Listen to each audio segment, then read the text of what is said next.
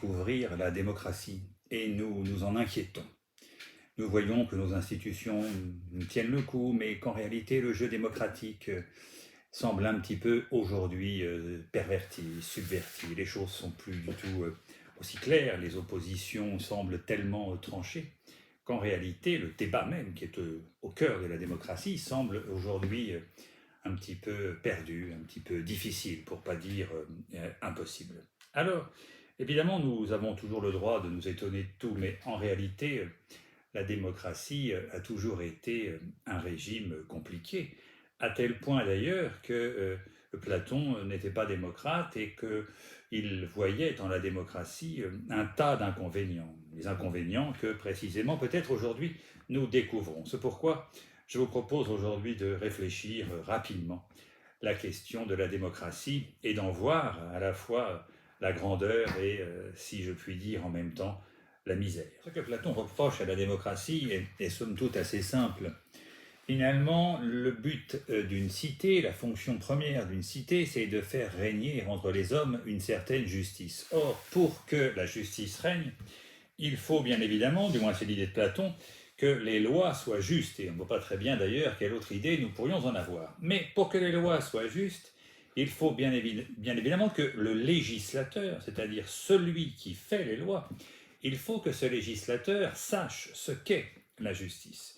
Or, c'est bien là que le problème commence pour Platon, parce que, à ses yeux, finalement, des citoyens lambda, des citoyens ordinaires, réunis sur l'agora, comme cela devait se passer en démocratie, eh bien, ces citoyens ordinaires ne savent pas ce qu'est la justice. Alors, la question de Platon est une question très délicate et qui vient nous heurter de plein fouet aujourd'hui. C'est la question suivante. Comment des citoyens qui ne savent pas ce qu'est la justice peuvent-ils soudainement, et parce qu'ils sont assemblés, peuvent-ils réussir à faire des lois justes? Alors, évidemment, on connaît la réponse de la démocratie. Eh bien, c'est que pour faire des lois justes, il faut que s'organise un débat autour de la proposition de loi. Mais ce débat, et c'est tout l'intérêt de la philosophie de Platon, ce débat est un peu tronqué. Voilà pourquoi Platon n'y croit guère, parce qu'en réalité, ce débat, il est bien plus dans la dépendance et sous la domination des sophistes que des philosophes. En d'autres termes, ceux qui triomphent dans le débat, ce ne sont pas ceux qui connaissent et savent ce qu'est la justice, ce sont ceux qui emploient la meilleure rhétorique, ce sont ceux qui finalement trouvent les meilleurs arguments ou savent le mieux jouer sur les passions des hommes. Et l'on sait bien que finalement la plus grande passion politique pour réussir à faire mouvoir ou à bouger les choses dans une cité, eh bien, c'est de réussir à faire peur. Donc, on voit bien que pour Platon, le problème est tronqué dès le départ, parce qu'en réalité, pour que la démocratie puisse fonctionner, eh bien, il faudrait d'abord proscrire ou bannir les sophistes de la cité, ce qui évidemment n'a pas beaucoup de chances d'arriver, puisque la plupart du temps, les sophistes sont bien évidemment ceux qui argumentent avec le plus d'aisance, ceux qui réussissent à persuader tous ceux qui les entourent avec le plus de facilité, parce qu'en réalité, ils mobilisent toujours des arguments qui suscitent les passions des hommes. Alors les passions fondamentales des hommes, on les connaît, c'est d'abord la peur, et c'est ensuite la haine. Alors à partir de ce moment-là, eh bien, je crois que notre débat démocratique semble d'une certaine façon donner raison à Platon. Aujourd'hui, on ne peut plus entendre autour de la question d'un projet de loi, on ne peut plus entendre un véritable débat entre philosophes, ce n'est pas du tout comme ça que les choses se passent. En réalité, on voit des gens qui s'invectivent à l'Assemblée nationale, qui s'invectivent dans les médias, qui s'invectivent sur les réseaux sociaux, qui s'insultent, qui refusent absolument de s'écouter les uns les autres. On voit un gouvernement qui refuse absolument d'écouter les amendements que peuvent lui proposer tel ou tel groupe parlementaire. On voit que bien qu'il y ait des partis qui prennent de la place maintenant à l'Assemblée nationale, eh bien ces partis sont proscrits, personne ne veut parler avec eux, personne ne veut les écouter. Donc on voit bien qu'en réalité les conditions du débat démocratique ne sont pas du tout réunies. Alors faut-il s'en étonner? Eh bien non, il ne faut pas s'en étonner, on peut le déplorer sans doute, s'en étonner peut-être pas, parce qu'en réalité c'est exactement ce que Platon nous avait programmé, c'est exactement ce que Platon nous avait annoncé. Il nous avait dit, attention, la démocratie, si vous réunissez sur une agora quelconque, et à l'Assemblée nationale c'est finalement une agora, notre agora à nous, eh bien si vous réunissez sur l'agora des gens qui ne savent pas ce qu'est la justice, eh bien que vont-ils faire? Ils vont essayer bien évidemment seulement de faire passer leurs intérêts à la place de la justice. Ils vont essayer de faire des lois qui défendent leurs intérêts et non pas des lois qui défendent l'intérêt général. Et à partir de ce moment-là, eh bien, les intérêts des meilleurs sophistes l'emporteront, parce qu'en réalité, pour défendre ces intérêts, eh bien, il faut avoir une bonne connaissance de la rhétorique, il faut savoir faire peur à ceux qui vous écoutent ou susciter leur haine. Eh bien, c'est comme ça que les choses se passent. Et donc, en réalité, Platon ne voyait pas d'issue à cette question démocratique, l'homme étant ce qu'il est, il ne voyait pas d'issue. C'est pourquoi il partait du principe qu'il ne fallait sans doute pas s'imaginer qu'un peuple puisse être hissé, élevé au rang du législateur, et qu'il fallait donc remettre le soin de faire les lois à un philosophe qui, lui, savait ce qu'est la justice, puisqu'il avait consacré une bonne trentaine d'années de sa vie à essayer de s'élever dans la connaissance des idées. Et dans cette connaissance des idées, il était tombé, bien évidemment, un jour ou l'autre, sur l'idée de la justice. Et donc, il l'avait entrevue, il savait ce qu'elle était, et il pouvait ensuite essayer de la transcrire dans les lois, de faire en sorte que, dans la bonne logique platonicienne, que les lois participent à l'idée de justice qu'il avait entrevue. Mais hormis ce philosophe qui avait entrevu, et même vu, peut-être même contemplé ce qu'était la justice, eh bien, il ne fallait pas attendre qu'un peuple réuni et défendant chacun ses intérêts puisse réussir à faire des lois justes. Or, comme les lois sont les gardiennes de la cité, eh bien, sans loi juste, il n'y a pas de cité juste. Eh bien, d'une certaine façon, cette critique de Platon qui dévoile la misère de la démocratie, eh bien, c'est un peu ce que nous sommes en train de vivre. Voilà, les gens, les peuples européens et même le peuple français ne semblent pas tout à fait satisfaits des lois qui lui sont imposées. Il ne reconnaît pas dans ces lois une justice, il ne voit pas tellement l'intérêt général briller dans ces lois. Et donc, le débat démocratique est en train de s'envenimer, mais d'une certaine façon, ça, Platon nous en avait prévenu. Les choses en seraient restées à cette idée platonicienne que finalement la démocratie n'est pas un régime supportable si, au détour du XVIIIe siècle, un philosophe n'était pas venu faire une entrée fracassante sur la scène de la philosophie. Ce philosophe qui avait grandi à Genève, Jean-Jacques Rousseau en l'occurrence, vient apporter une solution au problème de Platon. C'est-à-dire que Rousseau ne considère pas en réalité que le problème soit insoluble, parce qu'il part du principe que, en réalité, nous ne sommes pas condamnés à remettre l'éducation des enfants entre les mains des sophistes, c'est-à-dire que nous ne sommes pas condamnés à voir régner les intérêts particuliers sur l'agora.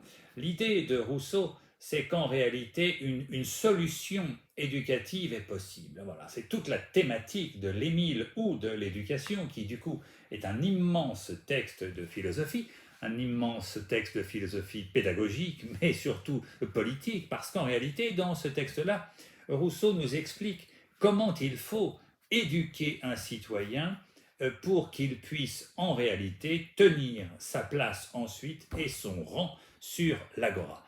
Alors évidemment, ce que Rousseau va nous dévoiler, c'est qu'il ne faut pas le remettre entre les mains des sophistes. C'est-à-dire que les sophistes doivent être proscrits de la cité. Voilà, la grande thématique de Rousseau, finalement, c'est celle-ci.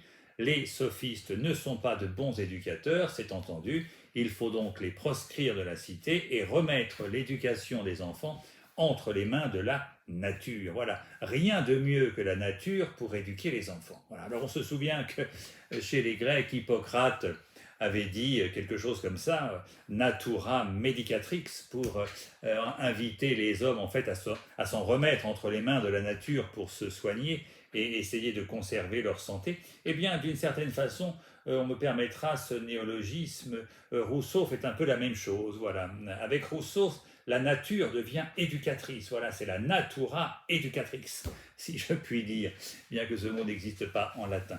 Mais bon, c'est pas bien grave. En réalité, Rousseau donc nous dit, mais non, ce n'est pas les sophistes qui doivent éduquer évidemment les enfants. Les sophistes sont à proscrire de la cité. Les enfants doivent être éduqués directement par la nature. Et il nous dit d'ailleurs pourquoi, parce qu'en réalité, dès les premières pages de l'Émile, il nous le dit, en réalité, tout dégénère entre les mains de l'homme. Voilà pourquoi l'homme n'est pas l'éducateur de l'homme. Finalement, puisque tout dégénère entre les mains de l'homme, il va de soi qu'entre les mains des sophistes ou entre les mains de n'importe quel professeur, eh bien, les enfants vont dégénérer très rapidement. Et donc, il faut proscrire les sophistes de la cité et remettre l'éducation des enfants à la nature, c'est-à-dire à cette espèce d'instance qui, en nous, respecte le tempo. Voilà. La nature, c'est ce qui ne brusque aucune question. La nature, c'est ce qui fait surgir chaque chose en son temps. Et à partir de ce moment-là, eh bien, les enfants vont pouvoir se poser les bonnes questions au bon moment et non pas s'en remettre à l'éducation des sophistes qui vont brusquer leur intelligence, qui vont les surcharger de préjugés plus ou moins ineptes. On voit donc la filiation entre Rousseau et Descartes, c'est-à-dire que Descartes avait déjà dit que finalement le problème de l'homme c'était d'avoir été enfant avant que d'être homme et d'avoir été entre les mains de précepteurs qui ne lui avaient pas toujours appris le meilleur. Eh bien, Rousseau est absolument d'accord avec cette idée-là, ce pourquoi il part du principe que les enfants ne seront bien éduqués qu'à la condition d'être éduqués directement par la nature et par aucune autre espèce d'êtres humains. Voilà, donc les sophistes sont proscrits, les professeurs sont proscrits, et finalement, il faudrait à chaque enfant un précepteur. Alors évidemment, cette idée vient restaurer le blason de la démocratie, et la démocratie retrouve chez Rousseau ses lettres de noblesse. Voilà, c'est un peu comme si Platon avait enfermé la démocratie dans un placard, et Rousseau venait la ressortir de son placard pour nous dire « Mais non, regardez comme la démocratie est formidable, en réalité, pour que la démocratie soit vivable, il faut seulement trouver comment éduquer les citoyens, et évidemment, c'est absolument ce qui manquait aux Grecs. Les Grecs n'avaient pas du tout l'idée de la façon, de la bonne manière d'éduquer les citoyens, puisqu'ils s'en remettaient aux sophistes. Voilà, donc Rousseau, en réalité, vient apporter une solution. Solution théorique toutefois, parce qu'en réalité, Rousseau ne nous dit pas comment organiser l'instruction publique ou comment organiser l'éducation nationale pour que la nature puisse éduquer correctement les citoyens. Alors même si aujourd'hui l'éducation nationale a pour projet global de former des citoyens, eh bien il va de soi que les citoyens qu'elle entend former ne sont pas directement élevés par la nature, puisqu'en réalité les professeurs auxquels ils sont confrontés ont tous d'abord doivent transmettre des programmes qui ne sont pas absolument dénués d'idéologie. Voilà, on peut le dire comme ça. En tous les cas, quand j'étais jeune, par exemple, il est clair que l'idéologie communiste avait toute sa place dans l'école. Aujourd'hui, c'est un peu différent, même si elle est encore un peu là. Il y a d'autres idéologies qui sont rentrées dans l'école et qui n'ont pas tellement plus de pertinence conceptuelle, ou en tous les cas qui ne relèvent pas d'une contemplation des idées opérées par un philosophe. Voilà, donc l'éducation nationale n'est pas absolument indemne, n'est pas absolument imperméable aux idéologies, et on peut même supposer qu'elle est assez poreuse envers les idéologies du temps, et que donc en réalité les sophistes ont largement pénétré l'éducation nationale, et d'ailleurs on ne voit pas tellement comment cela pourrait se passer autrement, et donc on en revient finalement au problème de Platon. Du coup, on peut se poser quand même la question, d'accord, la démocratie a retrouvé avec Rousseau ses lettres de noblesse, elle est sortie du placard et elle brille maintenant de tout son rayonnement, de tous ses feux sur la place publique et dans le cœur des êtres humains, mais somme toute, le problème qu'avait soulevé Platon n'est pas absolument résolu, puisqu'en réalité, eh bien, cette démocratie n'a pas encore, en tout cas pour le moment, n'a pas encore trouvé la bonne façon d'éduquer les citoyens pour les mettre à l'abri des sophistes. Alors, encore une fois, si l'on remplace sophiste par idéologie, on voit bien que le problème reste entier, c'est-à-dire que la démocratie n'a toujours pas trouvé comment éduquer les enfants en les protégeant des idéologies. Ce qui ressort de ce parcours sur la grandeur et la misère de la démocratie, c'est que finalement, le problème numéro un de la démocratie, c'est la question de l'éducation. L'éducation, c'est sans doute cela qu'il nous faudrait protéger, c'est sans doute cela qu'il nous faudrait éclaircir, parce qu'en réalité, on voit bien que chez Platon, l'éducation ne peut pas revenir aux sophistes. On voit bien que Rousseau est absolument d'accord avec Platon, l'éducation doit revenir à la nature et non pas aux sophistes. Mais enfin, en même temps, lorsque Platon nous propose, nous éclaire sur la question de l'instruction publique, c'est-à-dire de la façon dont un État doit organiser l'éducation nationale ou l'instruction publique, eh bien Rousseau ne se mouille pas beaucoup, il nous renvoie directement vers la République de Platon. En d'autres termes, on pourrait se demander ce que Rousseau a apporté vraiment à la question qui nous préoccupe, puisque nous retombons sur les difficultés même de Platon. Et donc, on voit bien que le problème de la démocratie, c'est pas de construire une agora, c'est pas de réunir les citoyens dessus. Le problème de la démocratie, c'est d'envoyer sur l'agora et donc d'éduquer les citoyens. Et toute la question et toute la difficulté, c'est de savoir quelle est la bonne éducation des citoyens. C'est-à-dire quelle est l'éducation qui protège les citoyens des sophistes ou, comme nous l'avons dit tout à l'heure, puisqu'on peut les remplacer par les idéologues, l'éducation qui protège les enfants des idéologies. Voilà, c'est là le cœur du débat de la démocratie.